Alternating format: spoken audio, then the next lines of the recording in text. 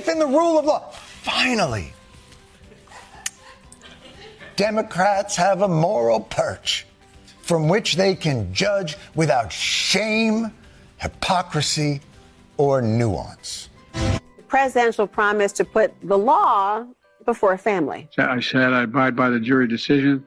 I will do that, and I will not pardon him. Letting the world know that he will not wipe away the decision of 12 of his son's peers. Was asked directly, and he has said he wouldn't pardon his son if he gets convicted. Let's wait and see what happens if he loses. Yeah, but he said it. He's going to get pardoned by his dad. There's no question about that. The president has ruled out pardoning his son. Major commitment from the president, accepting the outcome of the trial and also pledging not to pardon his son. So the challenge for him is really to continue to live up to his values when it was really personal, and he did that today. It seems like a pretty normal, straightforward answer, but it takes new weight when we see what Trump is saying about the outcome of his trial, what we're hearing from other Republicans who say they don't accept the jury's verdict here in New York. The contrast is profound. To sit there and say, well, I'm not going to intervene in the legal process, and I wouldn't pardon my son. One side, Democrats and Joe Biden protecting the justice system. And on the other, Republicans and Trump protecting Trump. Our current president of the United States has so much respect for the law that he has said he would not pardon his son.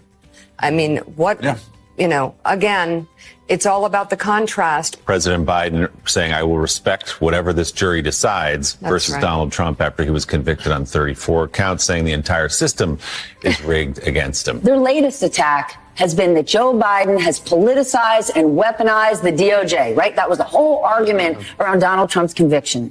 And this week, of course, Hunter Biden was found guilty, and Joe Biden has very clearly said he would not pardon his son, he would not commute his sentence. How stark is this difference? I mean, how can Republicans keep making this argument now that Joe Biden has really put it out there? Where's Hunter? And he stood there in a courtroom, flanked by his family, and he's accepted his sentence. He is not pardoning his son, which he could do. These are federal charges. Right. He is not doing that. He is not doing it because he is living what it means to have a rule of law in this country. Yeah. And then if you want to know if he believes it, you could actually see what is happening with his own son. The president, Anderson, has been really clear that he is going to accept the outcome of the trial no matter what happens. So there is an opportunity here for Biden to say, the jury found him guilty. This is how it's supposed to work. Period, paragraph, end of story. Have you ruled out a pardon for your son?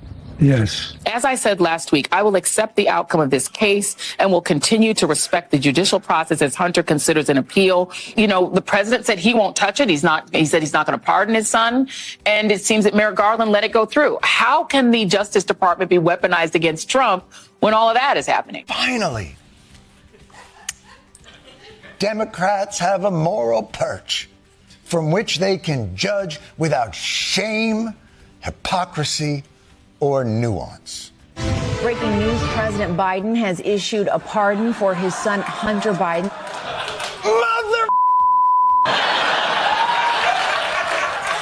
We were so close. I'm sure the pardon is a narrowly written, precisely drawn farewell note of compassion for a loved one. The pardon sweeping, covering offenses that Hunter Biden, quote, has committed or may have committed or taken part in over the past 11 years.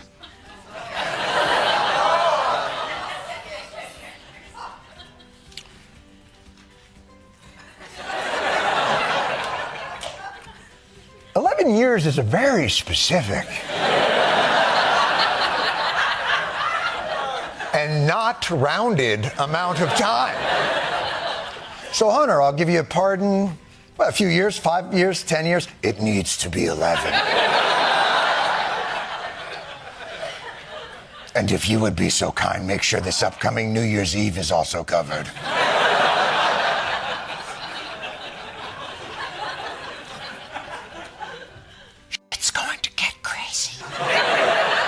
I didn't know pardons could cover crimes you may have committed.